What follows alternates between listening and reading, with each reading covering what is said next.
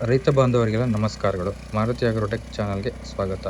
ನಾವು ಇಂದು 9 HP back Rotary diesel power weeder ಆಧುನಿಕ ಕೃಷಿಯಲ್ಲಿ ಕಳೆ ತೆಗೆಯಲು, ಮಣ್ಣನ್ನು ಹದಗೊಳಿಸಲು ಮತ್ತು ಸಣ್ಣ ತೋಟಗಾರಿಕಾ ಕೆಲಸಗಳಿಗೆ ಬಳಸಲಾಗುವ ಅತ್ಯಂತ ಶಕ್ತಿಶಾಲಿ ಮತ್ತು ಉಪಯುಕ್ತ ಯಂತ್ರವನ್ನು ನಾವು ನಿಮಗೆ ಇಂಟ್ರೊಡ್ಯೂಸ್ ಮಾಡ್ತಾ ಇದ್ದೀವಿ. ಇದು ನಿಮಗೆ 9 ಎಚ್‌ಪಿ ಡೀಸೆಲ್ ಇಂಜಿನ್ ಆಗಿರುತ್ತೆ. ಈ ಮಿಷಿನ್‌ಗೆ ನಿಮಗೆ 3 ರೀತಿಯ ಬ್ಲೇಡ್ ಸೆಟ್‌ಗಳು ಬರುತ್ತೆ.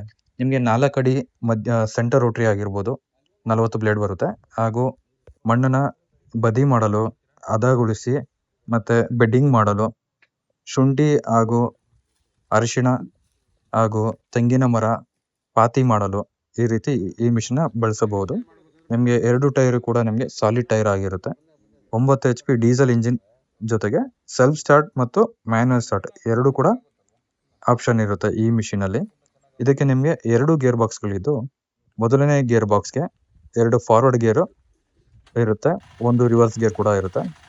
ಹಾಗೂ ಎರಡನೇ ಗೇರ್ ಬಾಕ್ಸ್‌ಗೆ ಬ್ಲೇಡ್ ರೊಟೇಷನ್ ಆಗೋದಕ್ಕೋಸ್ಕರ ಇರುವಂಥದ್ದು. ಈ ಬ್ಲೇಡ್ ರೊಟೇಷನ್ ಆಗುವಂಥ ಗೇರ್ ಬಾಕ್ಸಲ್ಲಿ ಬ್ಲೇಡು ನಿಮಗೆ ಸೀದಾನೂ ಕೂಡ ತಿರುಗುತ್ತೆ, ಉಲ್ಟಾನೂ ಕೂಡ ತಿರುಗುತ್ತೆ. ನಿಮಗೆ 2 ರೀತಿಯ ಆಪ್ಷನ್ಸ್ ಇದೆ. ಜೊತೆಗೆ ಹ್ಯಾಂಡಲ್ ನಿಮಗೆ 360 ಡಿಗ್ರಿ ರೊಟೇಷನ್ ಕೂಡ ಇದೆ.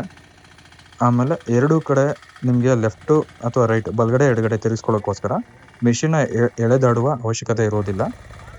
ಈಸಿ ಕ್ಲಚ್ ಹ್ಯಾಂಡಲ್ ಕೂಡ ಇರುತ್ತೆ. ನೀವು ಎಡಗಡೆ ಪ್ರೆಸ್ ಮಾಡಿದ್ರೆ ಎಡಗಡೆ ತಿರುಗುತ್ತೆ, ಬಲಗಡೆ ಪ್ರೆಸ್ ಮಾಡಿದ್ರೆ ಬಲಗಡೆ ರೀತಿ ತಿರುಗುತ್ತೆ. ಇದು ಮುಖ್ಯವಾಗಿ ತೆಂಗಿನ ಮರದಲ್ಲಿ ಪಾತಿ ಮಾಡಲು ಹಾಗೂ ಅರಿಶಿಣ, ಕಬ್ಬು ಬೆಳೆಗಾರರಿಗೆ ತುಂಬಾ ಉಪಯುಕ್ತವಾದಂಥ ಯಂತ್ರ ಅಂತಲೇ ಹೇಳ್ಬೋದು. ಇದು ನಿಮಗೆ ಫಾರ್ವರ್ಡ್ ಗೇರಲ್ಲೂ ಕೂಡ ನಿಮಗೆ ಪಾತಿ ಮಾಡುತ್ತೆ, ಉಳುಮೆ ಮಾಡುತ್ತೆ. ಹಾಗೂ ರಿವರ್ಸ್ ಗೇರಲ್ಲೂ ಕೂಡ ನಿಮಗೆ ಪಾತಿ ಹಾಗೂ ಉಳುಮೆನೂ ಕೂಡ 2 ಮಾಡುತ್ತೆ. 2 ರೀತಿಯ ಆಪ್ಷನ್ ಕೂಡ ಈ ಮಿಷನಲ್ಲಿದೆ.